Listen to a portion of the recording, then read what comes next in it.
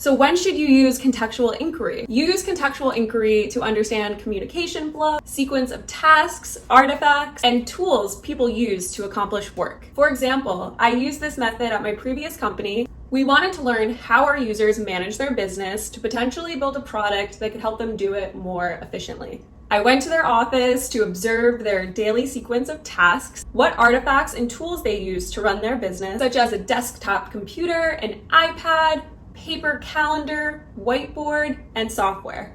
Being there in person allowed me to learn about the culture of the people working in this industry and the influence the physical environment plays on their work. For example, when working outside, they had issues using our app because of the sun glaring on their phone screen.